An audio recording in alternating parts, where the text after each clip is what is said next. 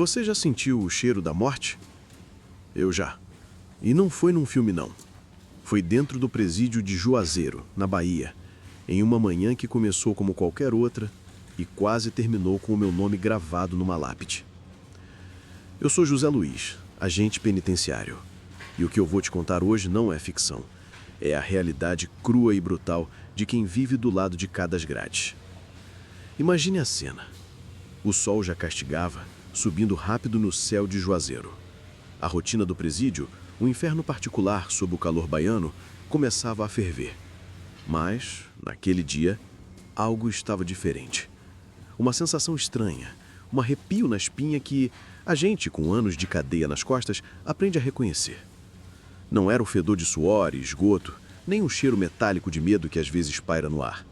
Era algo mais sutil, mais predatório. O cheiro que anuncia que o perigo é real, está próximo e não te dará tempo de respirar. Na nossa linha de trabalho, a gente lida com a escuridão humana todos os dias. Vemos o pior e, por vezes, o melhor também, acredite.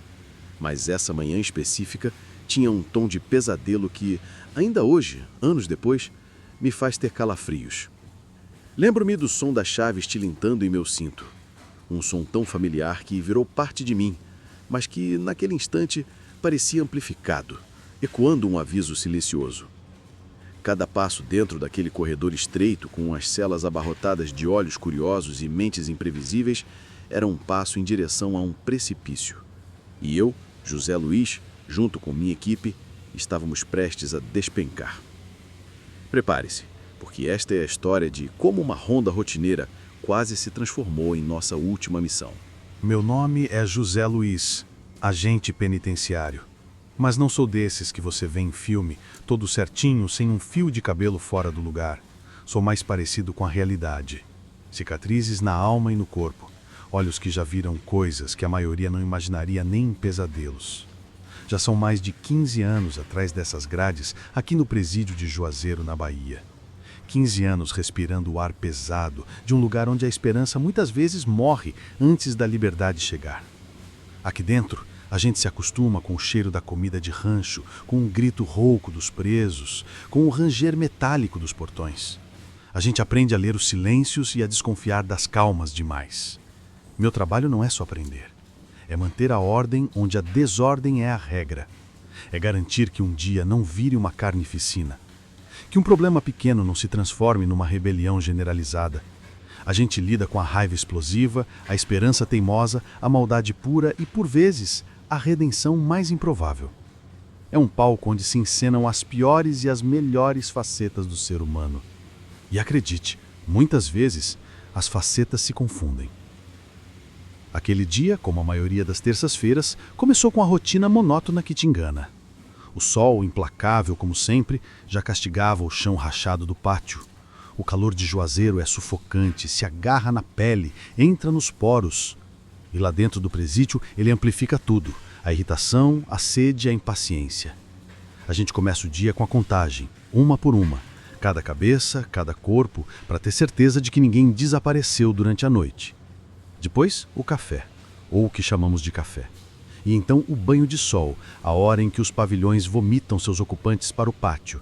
Um mar de uniformes sujos, de olhares vazios, desconfiados ou desafiadores. Para nós, agentes, cada movimento dos presos é observado, analisado, um grupo pequeno demais, um olhar demorado, uma conversa cochichada demais. Tudo pode ser um sinal. A gente desenvolve um sexto sentido para o perigo. E naquele dia, esse sentido estava apitando alto. Um pressentimento que a gente, na correria do dia a dia, tenta ignorar, mas não consegue. Era como se o ar tivesse mais denso, as vozes mais abafadas, uma calmaria estranha, que para quem vive no caos é o sinal mais perigoso de todos.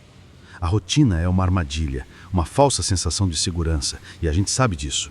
Mas até onde podemos nos preparar para o que ninguém espera? Essa era a pergunta silenciosa que pairava no ar antes de tudo desabar. Nessa labuta diária, você não é ninguém sozinho. Se tem uma coisa que a cadeia te ensina é que confiança é a moeda mais valiosa.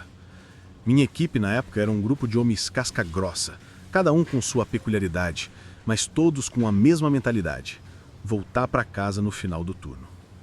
Tinha o João, um veterano mais velho que eu, com um bigode grisalho e olhos que já tinham visto de tudo. Ele era a calma em pessoa. O cara que falava manso, mesmo quando o inferno estava pegando fogo. Sua experiência era um mapa em meio ao labirinto dos corredores da prisão.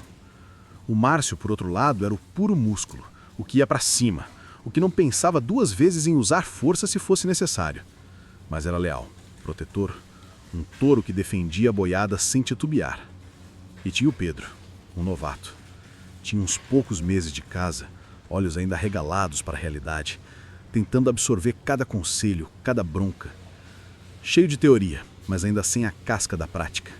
Ele era a nossa responsabilidade, a parte mais vulnerável da engrenagem. A gente confiava um no outro cegamente, porque sabia que a vida do colega dependia do nosso lado. Não existe espaço para ego lá dentro. Nosso treinamento não é só técnica, é mentalidade. A gente não aprende a atirar num polígono e dar voz de prisão. A gente aprende a lidar com o imprevisível, a pensar sob pressão, a reagir em milésimos de segundo. Treino de imobilização, de uso progressivo da força, de abordagem em massa. Parece coreografia, mas é para a vida real, para segundos que valem uma eternidade. A gente simula rebeliões, brigas de pavilhões, tentativas de fuga. O suor que a gente derrama no treinamento é para não derramar sangue no corredor. É para saber que, quando o caos explodir, seu corpo vai reagir antes mesmo da sua mente processar o que está acontecendo. Aquele dia, a sensação que eu tinha era de que todo o nosso treinamento seria posto à prova de uma forma que nunca tínhamos experimentado. Não era só mais uma ocorrência, mais um barraco de cela. Era diferente. O silêncio estranho, o peso no ar que eu sentia desde a manhã, estava crescendo, se transformando em uma pressão quase palpável. Olhava para o João, para o Márcio, para o Pedro, e via neles a mesma inquietação, embora ninguém falasse em voz alta. É um código silencioso entre nós, uma espécie de telepatia do perigo. A gente se preparava para o pior todos os dias, mas nunca se está realmente pronto para o momento em que o pior de fato se materializa. E estávamos caminhando para o cerne dele, sem saber que cada passo nos levava mais fundo na armadilha. Aquele dia, a rotina foi quebrada antes mesmo do almoço. Um chamado da chefia de plantão. José Luiz, sua equipe vai fazer um ajuste de cela no pavilhão C. Meus ouvidos zuniram. O pavilhão C. Para quem não conhece, é o nosso setor problemático, o ninho das facções mais organizadas, onde a disciplina é mais imposta pelo medo do que pelas regras da casa. É onde a gente entra com a guarda alta, o sangue mais frio e os olhos em cada sombra. Um ajuste de cela significa que a gente vai entrar em uma cela específica, revistar tudo, colchão, paredes, pertences pessoais, procurando por objetos proibidos, como celulares, drogas ou armas improvisadas. É um procedimento de rotina, sim, mas lá no C, cada rotina é uma dança delicada com perigo. Ninguém entra no pavilhão C relaxado. Ninguém. Enquanto a gente se equipava, colete, cacetete, algemas, a conversa entre a equipe era mínima. João, o veterano, apenas balançou a cabeça de leve. Aquele gesto que dizia, sei o que você está pensando e concordo. Márcio, o fortão, cerrou os punhos, um sinal de que já estava em modo de combate. E Pedro, o novato, estava pálido. Vi a tremedeira nas mãos dele enquanto ajeitava o colete. Tentei tranquilizá-lo com um olhar, mas a verdade é que nem eu estava tranquilo. A intuição, essa bússola interna que a gente desenvolve com os anos de cadeia, já dava umas pontadas fortes. Ela gritava, cuidado, algo não está certo, mas a gente aprende a ignorar essas pontadas. Ou tenta, porque se você der ouvidos a cada pressentimento ruim, você não faz o seu trabalho. Você para. E parado lá dentro, você vira alvo fácil. A gente tem que ir, fazer o que tem que ser feito, mesmo com o ar gelado do pressentimento descendo pela espinha. Abrimos o portão maciço do pavilhão C. O barulho de metal rangendo ecoou pelos corredores úmidos e escuros, um som que já anunciava a nossa chegada. Os olhos dos presos, perfurando as grades, nos seguiam. Parecia que cada um deles sabia o nosso destino antes mesmo de nós. Era um silêncio diferente do habitual, um silêncio que não era de respeito, mas de expectativa. Era o silêncio que precede a tempestade. E nós, José Luiz e sua equipe, estávamos prestes a ser engolidos por ela. O cheiro de perigo se intensificava a cada passo, misturando-se ao mofo e ao desespero que permeiam aqueles corredores. Entramos no corredor principal do pavilhão C. Aquele lugar tem um cheiro próprio, uma mistura sufocante de mofo, urina e suor, misturado com o ranço da desesperança. As paredes, de concreto sujo, pareciam absorver qualquer som, tornando o ambiente ainda mais opressor. Normalmente a gente ouve de tudo: gritos, gargalhadas, batidas nas grades, as vozes dos presos conversando de uma cela para outra, um rádio tocando baixinho, mas naquele dia o silêncio era estranho, pesado demais. Era um silêncio que gritava. Nenhuma cantoria vinda dos fundos, nenhum xingamento dirigido a nós, agentes, o que já era bizarro, porque a gente sabe que eles adoram uma provocação. Só o som abofado dos nossos próprios passos, ecoando como se estivéssemos andando em um túmulo. E o tilintar insistente das chaves no meu cinto, que parecia ainda mais alto num ambiente calado. O ar ficou denso, quase difícil de respirar. Cada metro que avançávamos parecia uma eternidade, como se estivéssemos caminhando sob a água. Eu olhava para o João e ele me devolvia um olhar que dizia: "Tá sentindo isso também, né, José Luiz?" Márcio, o fortão, estava com a mão na coronha do cacetete, uma postura defensiva que já era um reflexo. E Pedro, o novato, estava mais branco que a parede. Os olhos dele corriam de um lado para outro, tentando decifrar aquele silêncio anormal, tentando entender o que a gente, os mais cascudos, já sabia intuitivamente: algo estava podre no reino da Dinamarca, e não era uma fruta estragada. A gente aprendia no treinamento a prestar atenção em tudo, nos olhares dos presos, pelas frestas das celas, nas posições em que estavam, se havia algo fora do lugar. E naquele corredor, cada olhar que nos seguia parecia mais intenso, mais predador. Alguns estavam parados, imóveis, com os rostos colados nas grades, nos observando como hienas famintas. Outros, de lado nas camas, simulavam desinteresse, mas eu via o movimento sutil de seus corpos, a tensão em cada músculo. Aquela não era uma calma natural. Era a calma de quem está esperando o momento certo para atacar. Meu coração batia forte contra as costelas, uma bateria descompassada que parecia querer sair do peito. A gente tenta ser racional, seguir os protocolos, mas em momentos assim, o instinto animal grita mais alto. A gente sabe quando está sendo caçado. E naquele corredor do pavilhão C, sob o sol forte de Juazeiro que nem conseguia penetrar na escuridão daquele lugar, éramos a presa. A armadilha estava montada, e a cada passo nos enroscávamos mais nela. O silêncio não era ausência de barulho, era a trilha sonora de uma tragédia iminente. Caminhávamos em linha, como sempre. Eu na frente, João logo atrás de mim, depois Márcio e o Pedro fechando a retaguarda. Cada um de nós com a mão próxima ao cacetete, os sentidos aguçados, o corpo tenso, pronto para qualquer movimento brusco. O corredor parecia se esticar, as celas se multiplicarem. O silêncio era tão absoluto que eu quase podia ouvir a própria respiração pesada do Márcio, logo atrás. Estávamos chegando na altura da cela 12, a que devíamos ajustar.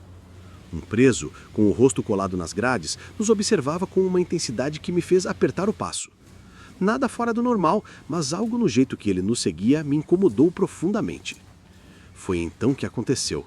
Num piscar de olhos, uma fração de segundo que se esticou para a eternidade, a porta de uma cela vizinha, a cela 13, se escancarou com um estrondo ensurdecedor. Não foi um ranger lento, foi um coice, e de dentro voaram para cima do Pedro uns 3 caras. 3 vultos, não eram homens, eram bestas, com a fúria nos olhos e a intenção de matar. O Pedro, o novato, foi o alvo. Ele teve a reação de recuar, mas não havia tempo. Era como se a prisão inteira tivesse prendido a respiração só para aquele momento. O João, que estava um passo à frente do Pedro, gritou. Não foi um grito de pânico, mas um urro de alerta, um aviso gutural que explodiu no corredor. Ao mesmo tempo, eu vi o brilho, um brilho metálico e sujo, vindo das mãos de um dos agressores que avançava sobre o Pedro. Era uma lâmina improvisada, afiada, refletindo a pouca luz que entrava pelas grades. Um estilete, talvez, ou um pedaço de ferro lixado até virar numa navalha. Não importava o que era, importava que tinha o potencial de rasgar carne e matar. Em milésimos de segundo é tudo ou nada. Não há tempo para pensar em protocolos, em manual. O treinamento vem à tona como um reflexo primário. Meu corpo reagiu antes mesmo da minha mente processar a imagem da lâmina. Num movimento instintivo, gritei, para baixo! Para o Pedro e o empurrei com toda a força para o lado, tirando-o da linha de ataque da lâmina. O impacto me jogou para frente e eu me vi no meio do turbilhão. O caos se instalou. Foi como se o corredor, antes silencioso, explodisse em uma sinfonia infernal de gritos, socos, o som pesado de corpos se chocando contra o concreto. O Márcio, o fortão, já estava no chão com um preso, rolando, tentando imobilizá-lo. O João, com sua calma característica, mas a fúria nos olhos, já tinha dominado outro preso. E eu estava no meio de um turbilhão, com o terceiro agressor vindo para cima de mim. O cheiro de suor, medo e uma adrenalina corrosiva preencheu o ar. Naquele instante, não éramos agentes penitenciários. Éramos apenas homens lutando para sobreviver. Em milésimos de segundo, a noção de tempo se distorce. O mundo desacelera e acelera ao mesmo tempo. É uma anomalia cerebral, uma defesa do corpo para lidar com um perigo iminente. Para mim, José Luiz, foi como se cada batida do meu coração ecoasse no corredor. Cada gota de suor escorrendo pela têmpora fosse um rio. Não havia tempo para pensar, só para agir. Era tudo ou nada.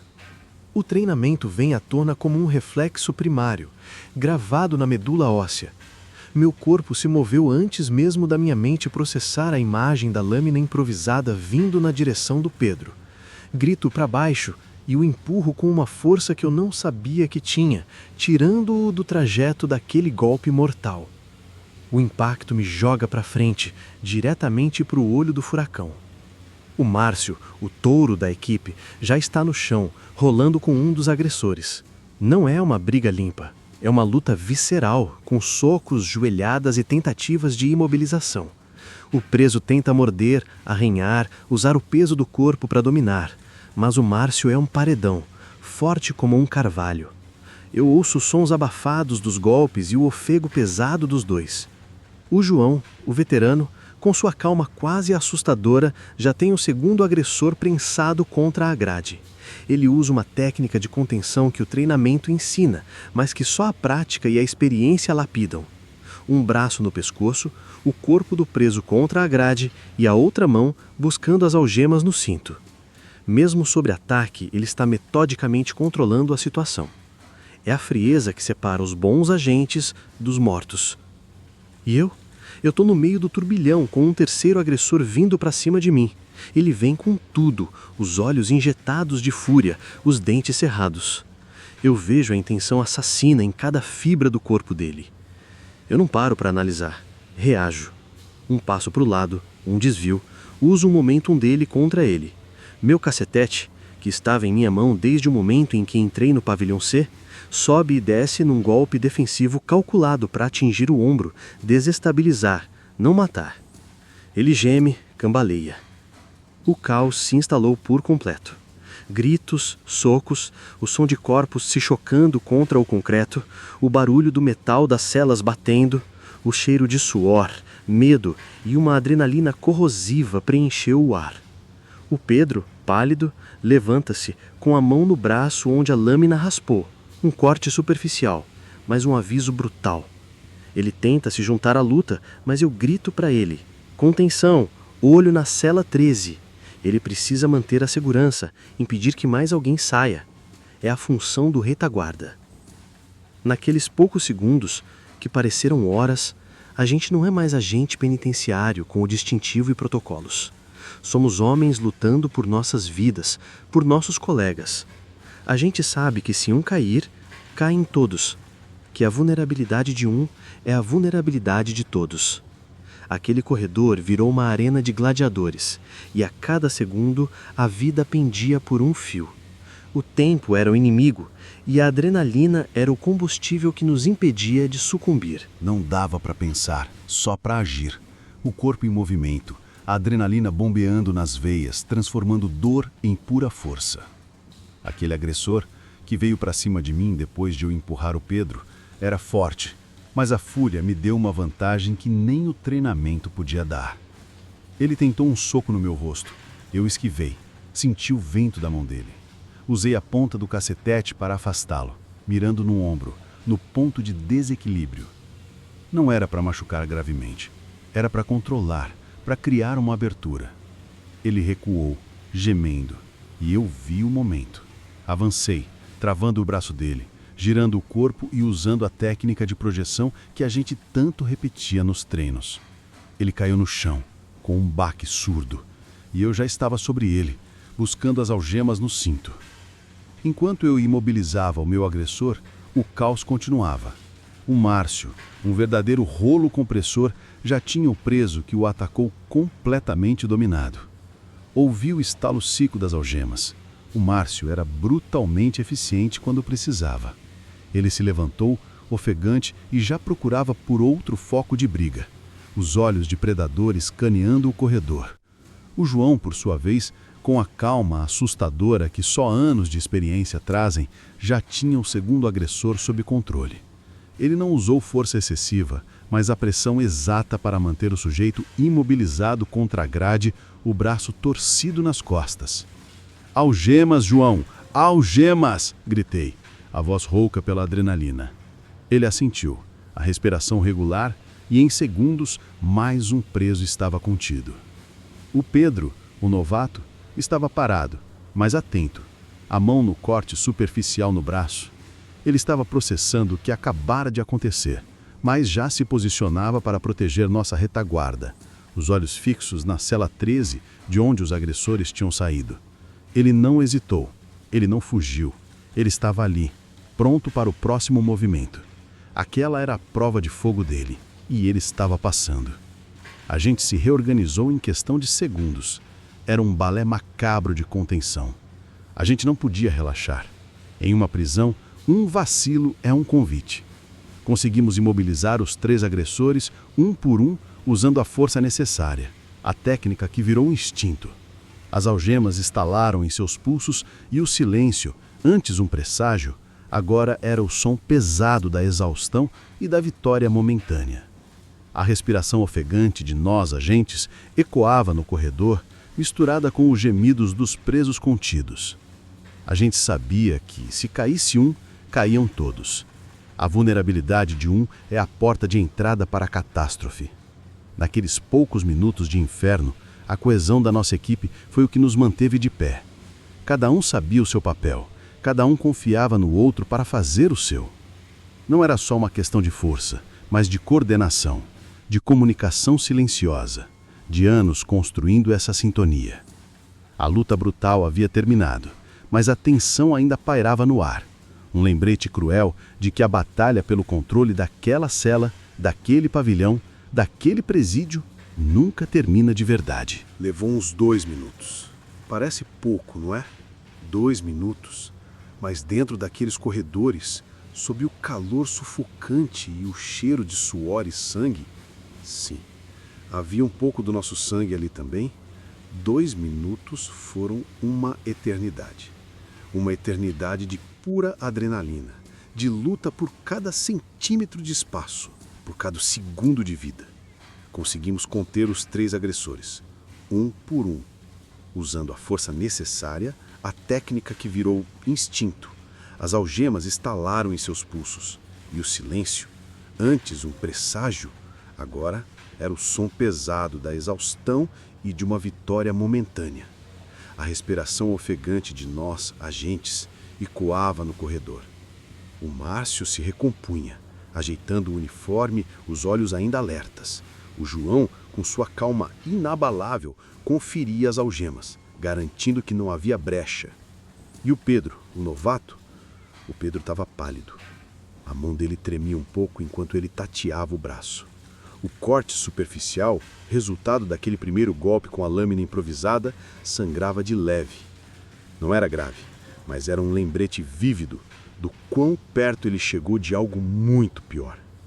Eu toquei o ombro dele. "Você tá bem, garoto?" perguntei, a voz rouca. Ele apenas assentiu, os olhos fixos nos presos contidos, absorvendo a realidade do que tinha acabado de viver. A ficha demora a cair para quem não está acostumado com essa brutalidade. O apoio chegou rápido. O barulho de outras chaves tilintando, os passos apressados de mais agentes se aproximando. Quando a situação é grave, a comunicação interna do presídio funciona com uma eficiência assustadora. Um rádio, um grito e o reforço aparece. Eles viram a cena.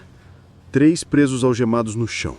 Nossa equipe ofegante, alguns arranhões, um pouco de sangue. Ninguém precisou perguntar muito. Apenas assumiram os presos, levando-os para o isolamento, para o procedimento disciplinar padrão. A gente ficou ali, no meio do corredor, sob as luzes fracas e o ar pesado, tentando entender o que tinha acontecido. Ou melhor, tentando processar o que tinha acontecido e que tínhamos sobrevivido. A boca seca, a garganta arranhando, o corpo dolorido, mas a mente ainda em alerta máximo. A gente se olhava, trocando olhares de cumplicidade. Era um misto de alívio e uma raiva contida. Alívio por estarmos vivos, raiva pela ousadia daqueles que tentaram nos derrubar. A verdade é que, mesmo depois de conter a briga, a tensão não se dissipou completamente. Ela pairava no ar como uma névoa densa. A gente sabia que essa não era uma briga isolada. Numa prisão, nada é por acaso. Aquela emboscada tinha um propósito maior, um plano por trás da fúria cega. E essa era a parte mais perigosa, tentar desvendar o quebra-cabeça. Entender a motivação e se preparar para o próximo movimento dos presos. A luta física havia terminado, mas a guerra psicológica, essa nunca tem fim, dentro dos muros de Juazeiro. Depois da poeira baixar e os presos agressores serem levados para o isolamento, um lugar frio e solitário onde eles teriam tempo de sobra para pensar nas suas escolhas, o trabalho de verdade começou. Não o trabalho braçal de contenção, mas o trabalho de inteligência. Porque, como eu disse, numa prisão nada é por acaso. Aquela emboscada não foi um surto de violência gratuita, uma briga de moleque. Aquilo tinha um propósito, tinha um plano. A investigação interna começou imediatamente. O diretor do presídio, o inspetor-chefe, todos queriam respostas, e rápido. A gente, José Luiz, João, Márcio e até o Pedro, fomos interrogados exaustivamente. Não porque suspeitassem de nós, mas porque é o protocolo. Cada detalhe, cada movimento, cada palavra ouvida, tudo precisava ser revirado e analisado. Começamos a juntar as peças do quebra-cabeça. Revistas nas celas dos agressores e nas celas vizinhas. Monitoramento das conversas interceptadas. Sim, a gente tem isso. Análise do comportamento de outros presos. E foi aí que a coisa começou a ficar clara e muito mais complexa do que parecia à primeira vista. Descobrimos que a briga, aquela explosão de violência em frente à cela 12, era na verdade uma cortina de fumaça. Não era o objetivo final, era a distração. O verdadeiro plano era bem mais audacioso e estava em andamento há mais tempo do que imaginávamos. Aqueles 3 presos que nos atacaram eram peões num jogo bem maior. A informação veio de uma fonte inesperada, um detento que estava sendo pressionado por outros e viu a oportunidade de colaborar em troca de alguma segurança. Ele revelou que a emboscada contra nós era para desviar a atenção de outro ponto sensível do pavilhão C. Enquanto a gente estivesse travando o combate no corredor principal, um grupo maior de presos em outro setor do mesmo pavilhão tentaria uma fuga em massa. Eles tinham cavado um buraco disfarçado no piso de uma das celas do fundo, a seção de uma antiga tubulação de esgoto desativada que, com algumas adaptações, levaria para fora dos muros da penitenciária. O plano era criar a confusão no corredor, fazer a segurança do presídio convergir para lá e, enquanto isso, eles sairiam pelo túnel. Uma estratégia clássica, mas que, se não fosse pelo nosso instinto e pela sorte, e talvez um pouco de providência divina, teria dado certo. Aquele brilho da lâmina, a fúria nos olhos dos agressores, o ataque brutal, tudo isso era apenas um estratagema para nos prender naquele corredor, consumindo nossos recursos e nossa atenção.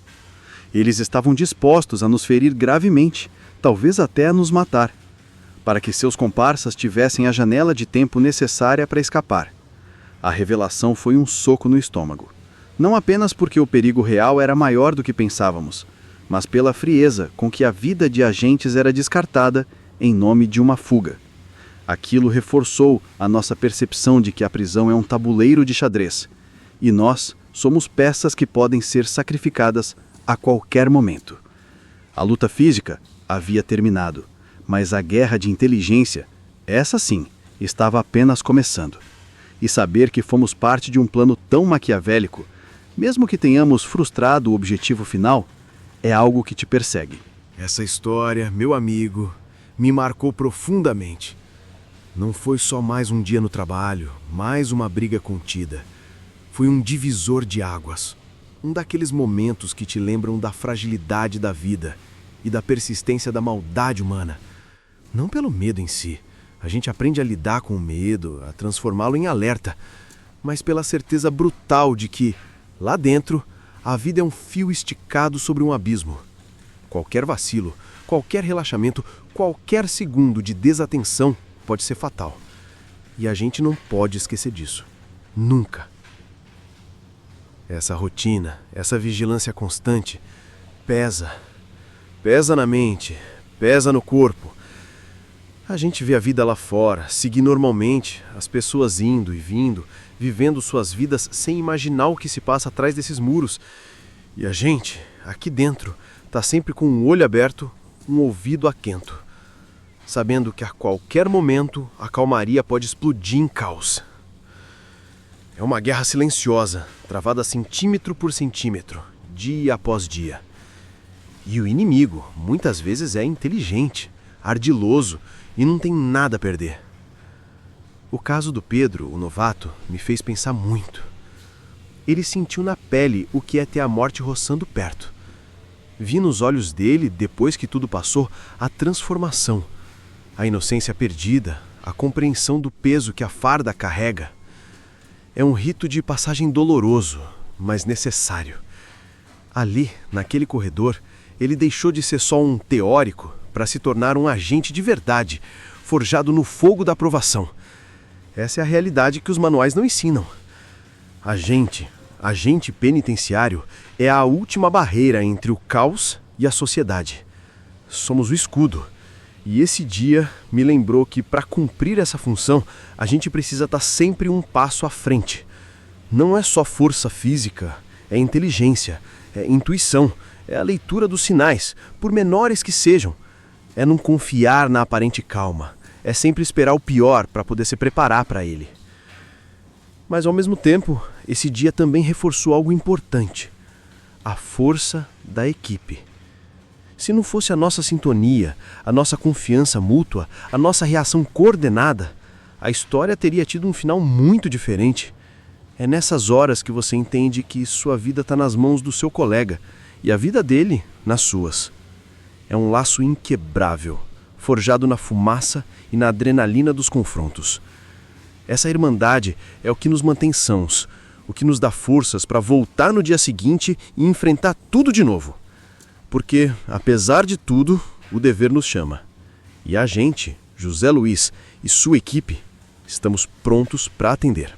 Muitos olham para a gente, agente penitenciário, e veem apenas uma farda, uma figura de autoridade, alguém que lida com o lixo da sociedade.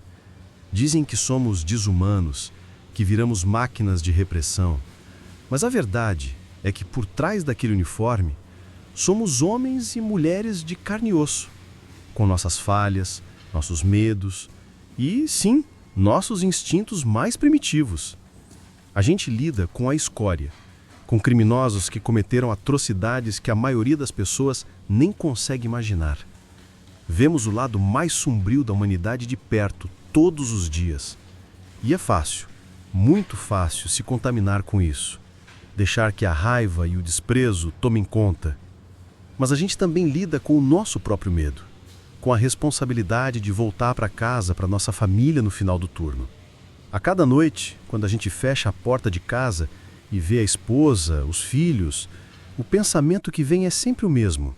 Mais um dia, mais uma batalha vencida, mais uma vez que eu voltei para eles. A adrenalina de um confronto, como o daquele dia, ou de uma rebelião, ou de uma fuga, não é igual a nada que você já sentiu. Ela te consome, te queima por dentro. E quando a poeira baixa, vem o tremor, o cansaço que não é só físico, mas de alma. Vem a raiva, a frustração, a sensação de injustiça por ter que lidar com tudo aquilo enquanto o mundo lá fora ignora a nossa realidade. Mas também vem o alívio de estar vivo, de ter protegido seus colegas, de ter cumprido o seu dever. Essa é a nossa dualidade. Somos treinados para ser duros, para não demonstrar fraqueza, para impor a lei. Mas somos humanos. E cada dia lá dentro é um teste não só da nossa capacidade profissional, mas da nossa própria humanidade. Há dias em que a gente duvida se está fazendo a coisa certa, se vale a pena arriscar tanto. Há noites em que a gente não consegue dormir, repassando na cabeça cada segundo de um confronto, cada rosto, cada grito. E tem um lado da empatia, por mais que pareça contraditório. A gente vê a redenção, vê presos que erram, que pagam por seus erros e que buscam uma chance de recomeçar. Vê pais chorando pela visita dos filhos, homens que se arrependem de verdade e tentam mudar. E a gente, mesmo sendo o agente, o inimigo às vezes, por um segundo, vê o humano por trás do uniforme de presidiário. Não é para ter pena, é para entender a complexidade do sistema e da vida. O que eu e meus colegas fazemos não é glamuroso, não tem aplauso. Muitas vezes só tem crítica e esquecimento, mas é essencial. Somos a linha invisível que separa a ordem do caos. E mesmo com todas as cicatrizes que esse trabalho nos deixa, a gente continua. Porque é o nosso dever. É quem a gente se tornou. E a gente carrega essa responsabilidade e esse lado humano em cada passo que damos dentro e fora daqueles muros. Essa foi apenas uma das vezes que a morte veio me visitar. A gente se acostuma com a ideia dela por perto, como uma sombra que nunca se afasta totalmente. E cada vez a gente aprende uma lição sobre a maldade que mora no coração de alguns, sobre a resiliência que nasce da necessidade, sobre a importância de quem está ao seu lado quando tudo desaba. Cada cicatriz, seja ela visível ou não, conta uma história. E a prisão, meu amigo, é um livro aberto, cheio dessas histórias. Se você quer saber mais sobre essas lições, sobre essa realidade da prisão que ninguém te conta, aquela que não sai na TV, que não aparece nas manchetes de jornal, fica ligado. O que te mostrei hoje com a história da emboscada no pavilhão C é só a ponta do iceberg.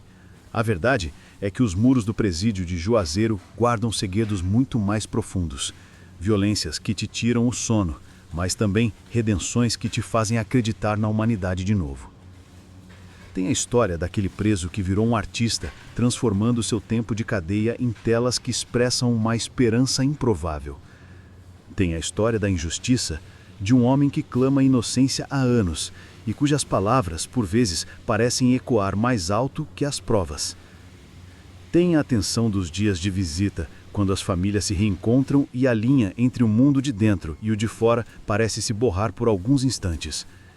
E tem o suspense das fugas que quase deram certo, dos planos elaborados que a gente desvenda no último minuto. Essas são as histórias que moldam quem eu sou, quem a gente é. Nós, agentes penitenciários. Histórias pesadas, sim, mas também cheias de reviravoltas, de lições de vida e daquela adrenalina que só quem vive isso sabe o que é. Meu nome é José Luiz e a prisão de Juazeiro é a minha segunda casa. E ela tem muito mais para te contar. Não se engane, o que você viu aqui é só um pedacinho do que acontece de verdade. O mundo do lado de cá é mais complexo, mais brutal e mais humano do que se pode imaginar. E eu estou aqui para te levar para dentro dele, sem filtros, sem floreios. Se você se sentiu impactado, se sentiu a adrenalina, se sentiu a curiosidade de saber mais, então você está no lugar certo. Inscreva-se no canal, ative as notificações e prepare-se, porque as próximas histórias prometem ser ainda mais intensas. A gente se vê por aí, pelos corredores da prisão. Ou, quem sabe, numa próxima ronda, onde o perigo espreita a cada sombra.